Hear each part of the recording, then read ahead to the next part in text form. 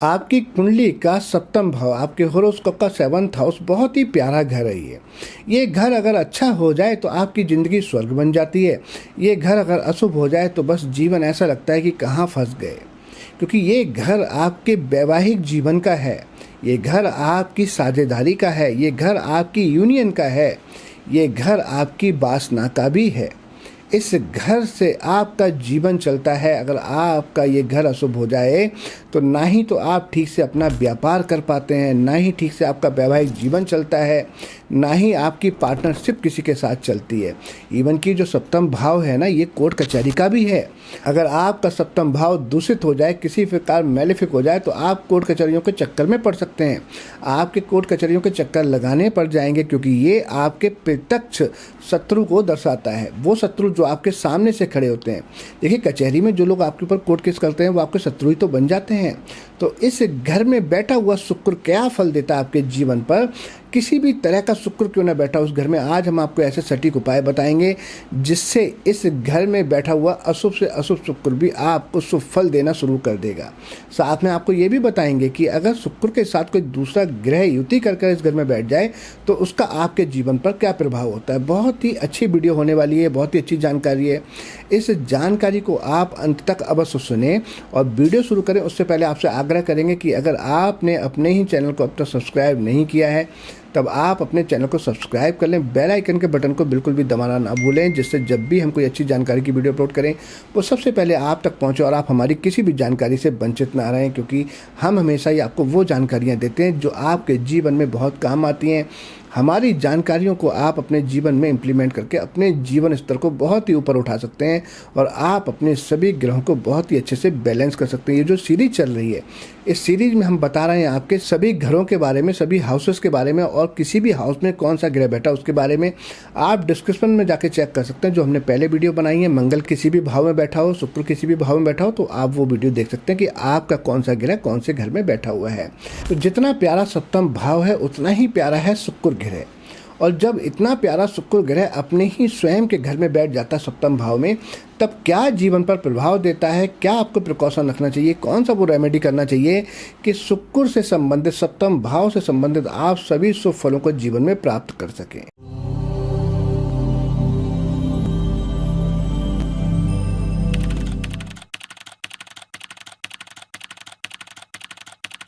ओम नमः शिवाय। मैं हूं एस्ट्रो भाग्यराज गुप्त। स्वागत है आप सभी का आप ही के चैनल एस्ट्रोलॉजर एबीएम में। मेरे सभी व्यूअर को मेरा प्यार भरा नमस्कार। आज हम बात करेंगे दोस्तों कि शुक्र सप्तम भाव में किस तरह का फल देता है और किस तरह के आपको जीवन में प्रिकॉशन रखने चाहिए, कौन से ग्रह के साथ बैठ जाता है तो क्या जीवन पर यह प्रभाव डालता है, और बहुत ही अच्छा रेमेडी बताएंगे जिससे आप अपने किसी भी तरह के शुक्र को शुभ कर पाएंगे। साथ ही में हम आपको ये भी बताएंगे कि कहा जाता है कि शुक्र सप्तम वाले की जब बहुत गोरी या बहुत सुंदर पत्नी होती है तो जीवन में कुछ अशुभताएं नजर आती हैं। कितनी ये बात सही है, कितनी गलत है, आज हम उस पर चर्चा करेंगे। और साथ ही में ये भी बताएंगे कि सप्तम भाव वाले को किस तरह से पार्टनरशिप करनी चाहिए, नहीं करनी चाहिए, उनका वैवाहिक जीवन में क्या प्रिकॉशन लेना चाहिए। वीडियो बहुत ही अच्छी जानकारी होने वाली है, अंत तक आप अवश्य देखें। तो आज हम बात करेंगे वृष लगन में साथ में घर में जब शुक्र बैठे होते हैं तो क्या प्रभाव डालते हैं। वृष लगन वालों के लिए साथ में घर में मंगल की वृश्चिक राशि पड़ती है। शुक्र जो एक बहुत ही कोमल ग्रह है, शीतल स्वभाव के हैं और नाजुक स्वभाव का स्त्री कारक ग्रह है। वह जब गुस्से से भरे हुए मंगल के प्रभाव में आकर अपनी कोमलता को बहुत हद तक खो देता है।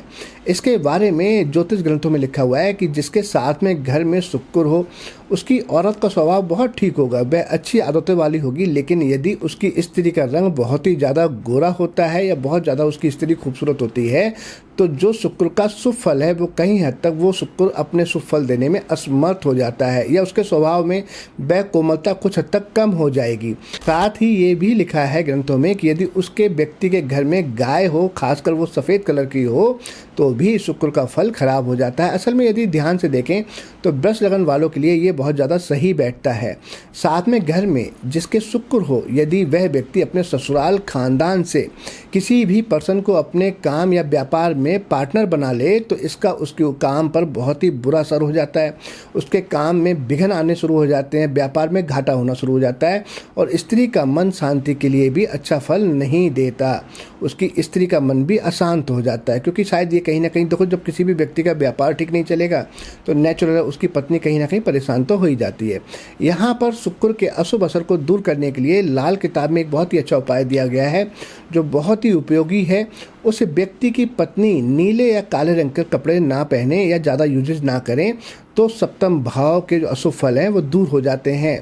इसका कारण यह है कि नीला रंग राहु का है और काला रंग शनि का है। शुक्र में राहु या शनि का प्रभाव पड़ने से शुक्र का फल और भी खराब होने की संभावना बढ़ जाती है। पुराने जोशी आचार्य 12 मिहिर का कहना है कि साथ में घर में शुक्र होने से स्त्री थोड़ी सी झगड़ेलू स्वभाव की हो सकती है। असल में ये मत वृष लगन वालों के लिए ज़्यादा ठीक लगता है। यदि यहाँ पर शुक्र अपनी राशि में हो, जैसे मेष लगन में होगा, तब इस फल का वर्णन बहुत सही प्रतीत नहीं होगा। देखने में आता है कि साथ में घर में शुक्र होने से व्यक्ति का विवाह आम उम्र से पहले ही हो जाता है। पत्नी सुंदर और अच्छे गुणों वाली होती है और उसे कुल मिलाकर विवाह का सुख भी मिलता है। एक और आम बात मैंने देखी कि यहाँ शुक्र होने से विवाह के बाद उस व्यक्ति का भाग्य उदय होता है, भाग्य में बड़ी ही अच्छी चमक आती है। ये बात बहुत हद तक ठीक भी लगती है, लेकिन यहाँ पर यदि लगन खाली और साथ में घर में शुक्र हो तो विवाह के बाद भाग्य उदय होना और भी निश्चित हो जाता है, क्योंकि शुक्र पर किसी भी अशुभ ग्रह की दृष्टि नहीं पड़ रही हो तो ये शुक्र बहुत ही शुभ फल देता है। लगन खाली होने से शुक्र साफ स्वच्छ सा होगा। अगर कहीं से शनि राहु केतु की इस पर दृष्टि नहीं पड़ रही हो तब। यहाँ पर शुक्र होने से व्यक्ति को दूसरों लोगों के साथ साझेदारी से लाभ होता है। अगर शुक्र बहुत ही शुभ होकर बैठा है तब। इसका कारण यह है कि सातवां घर हमारी शादी के अलावा हमारी साझेदारी का भी है। यहाँ शुक्र होने से जो भी व्यापार में साझेदारी होगी उसमें शुक्र के गुण अवश्य आ जाएंगे, उसमें धोखे की प्रवृत्ति नहीं हो सकती। जैसे यदि यहाँ पर राहु केतु या शनि अशुभ होकर बैठ जाएं तब इंसान में ऐसी प्रवृत्ति आ जाती है कि कहीं ना कहीं वो अपने साझेदारी में बेईमानी करने की सोचता है। लेकिन जब यहाँ पर शुक्र बैठे हो तो कुल मिलाकर साझेदारी के कामों में वह आदमी बहुत ही जीवन में सफलता प्राप्त करता है। देखने में आया है कि यदि शुक्र साथ में घर में हो तो वह आदमी अपने जीवन में ज़्यादा मेहनत या पुरुषार्थ करने का आदी नहीं होता, क्योंकि उसके अंदर शुक्र जैसे कोमल गुण होते हैं। इसमें उसकी सफलता इस हद तक नहीं पहुंच पाती जितनी की वह उम्मीद करता है। इस मत को चमत्कार चिंतामणि में भी कहा गया है कि ऐसा व्यक्ति अपने जीवन में धन कमाने के लिए कम कष्ट उठाने वाले काम करता है, ऐसे काम करता है जिनमें बहुत ज़्यादा फिजिकल वर्क ना हो, क्योंकि सप्तम भाव है व्यापार का। यहाँ जब शुक्र बैठते हैं तो इंसान में ऐसा नेचर आएगा कि वो ऐसे काम करना चाहेगा जैसे कुर्सी पर बैठ के काम करने वाले। मान लीजिए किसी ने केमिस्ट की शॉप खोली तो वो शॉप पर अपनी गद्दी पर बैठे हुए हैं और उनके एम्प्लॉय काम कर रहे हैं, वो बस केवल पैसे का लेन देन का काम कर रहे हैं। बहुत ज़्यादा ऐसे लोग मेहनती नहीं होते, किंतु उसमें व्यभिचारी वृत्ति भी हो सकती है, क्योंकि यहाँ शुक्र बैठने से इंसान थोड़ा कामुकता उसके अंदर बढ़ जाती है। शायद वृष लगन वालों के लिए ये फल दीपिका में भी कहा गया है कि इस स्थान में शुक्र होने से व्यक्ति के अंदर धनवान होने की धारणा तो कुछ ठीक है। इसका कारण यह है कि व्यक्ति की काम इच्छा का शुक्र साथ में घर में जब मंगल की राशि में बैठ जाता है तो उसमें एक प्रकार की कामुक उत्तेजना पैदा कर देता है, क्योंकि मंगल जो है वो एनर्जी का कारक है और शुक्र वासना का। तो एनर्जी जब वासना से मिलती है तो वासना की एनर्जी इंसान में बढ़ जाती है। ये उसके स्वभाव का ही एक हिस्सा है। इसका कारण ये नहीं कि उसकी पत्नी सुंदर ना हो, उसमें किसी प्रकार की कमी हो। पत्नी सुंदर होने के बारे में लगभग सभी प्राचीन ग्रंथों में कहा गया है। गर्ग संहिता नामक ग्रंथ में भी पत्नी सुंदर होने की बहुत तारीफ की गई है कि जब शुक्र सप्तम भाव में होते हैं तो पत्नी बहुत ही सुंदर मिलती है। इस ग्रंथ में वर्णन है कि उस व्यक्ति की स्त्री कुलीन होती है, वह देखने में तरुण होती है। अगर उसके शुक्र पर जब किसी तरह का अशुभ प्रभाव नहीं पड़ रहा हो तब ऐसे पर्सन की स्त्री बहुत ही सुंदर गोरे रंग की होती है, कमल के पुष्प की समान शोभा वाली होती है। कुल मिलाकर स्त्री का सुंदर होना ठीक लगता है, लेकिन वृष लगन वालों के लिए स्त्री के स्वभाव में या उसकी शकल पर कुछ मर्दों जैसा प्रभाव भी नजर आ जाता है। वह उसके बोलने में बहुत प्यारी कोमलता कुछ हद तक कम हो जाती है। उसका चेहरा देखने में तो सुंदर होता है मगर वह नाजुक कली की तरह छुई मुई की नहीं लगती। उसके अंदर कुछ अक्खड़पन सा होता है। जब वो बोलेंगी भी तो ऐसा लगेगा जैसे थोड़ी सी जेंट्स की आवाज़ की फीलिंग आती है। और कुछ हालातों में पत्नी पूरे तौर पर पति की हाँ में हाँ मिलाने वाली नहीं रहती, वो कहीं ना कहीं अपनी चलाती हैं। वह पति के साथ छोटी मोटी बातों को लेकर विवाद भी करती हैं, सदा घर की सत्ता अपने हाथ में रखने की कोशिश करती हैं। लेकिन यहाँ पर वर्णन करना ये भी ज़रूरी है कि वह घर चलाने की क्षमता भी रखती हैं। शायद इसीलिए वो अपनी चलाती हैं और वह घर की ज़रूरतों को पुरुषों से ज़्यादा अच्छी तरह से देख सकती हैं, उनकी ज़रूरतों को पूरा कर सकती हैं।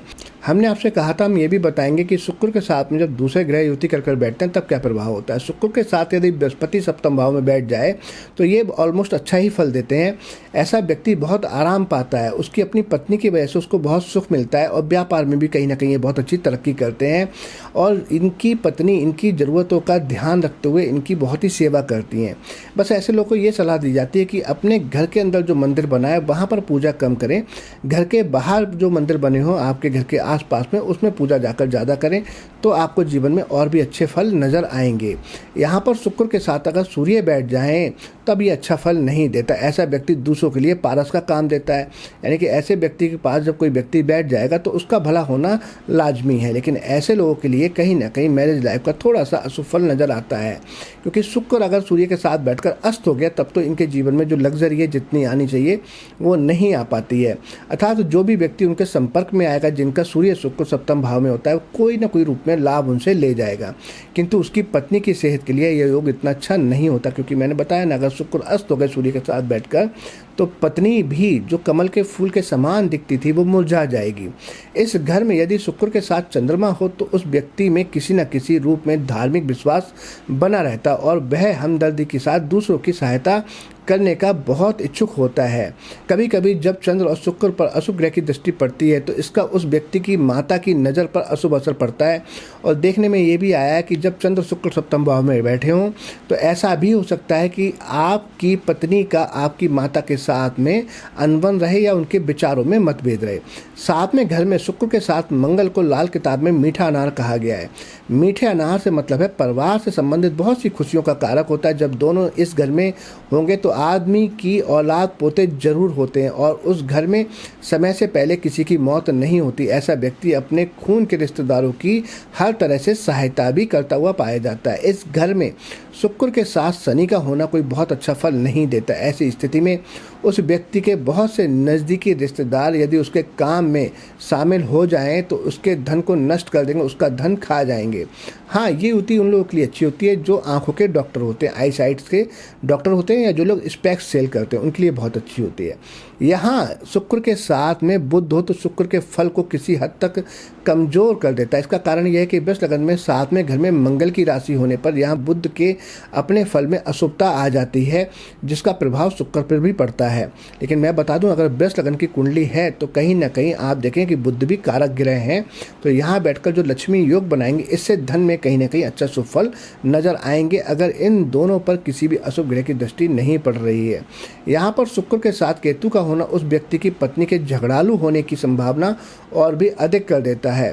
कारण यह है कि यहाँ पर केतु मंगल की राशि में आकर जीवन में किसी न किसी प्रकार का द्वंद्व पैदा कर देता है और शुक्र की कोमलता बहुत हद तक नष्ट कर देता है।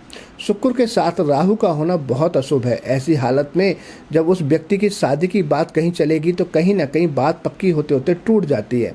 कई बार देखा गया कि मंगनी के बाद भी रिश्ते टूटते हुए नजर आते हैं और शादी के बाद में डिवोर्स की संभावना भी बढ़ जाती है, क्योंकि राहु क्या एम्पलीफायर है और शुक्र क्या वासना का कारक। तो ऐसे लोगों की वासना इतनी बढ़ा देता है ये कि कहीं और भी इनके संबंध नज़र आपको आ सकते हैं। शादी होने के पश्चात पत्नी का स्वभाव ठीक नहीं रहता और कई बार डॉक्टरों को भी उसका रोग समझ आने में दिक्कत होती है और कहीं ना कहीं इनकी मैरिज लाइफ में डिस्टर्बेंस बने ही रहते हैं। इनके लिए बहुत ही अच्छे रेमेडी अगर आप जानना चाहते हैं आप हमसे कमेंट करके पूछ सकते हैं। आज हमने आपको संपूर्ण जानकारी दी कि सप्तम भाव में जब शुक्र बैठे होते हैं तो क्या जीवन पर प्रभाव डालते हैं, उनके साथ में जब कोई दूसरा ग्रह बैठा होता है युति करता है तो क्या प्रभाव रहता है। हमने आपको रेमेडी भी बताए। अगर आपको जानकारी अच्छी लगी तो वीडियो को ज़्यादा से ज़्यादा शेयर करें और जो भी आप पूछना चाहते हैं आपका कोई सवाल आप हमसे कमेंट कर पूछ सकते हैं। अगर आप अपनी कुंडली का एनालिसिस कराना चाहते हैं तो हमसे करा सकते हैं, हम अवश्य करेंगे।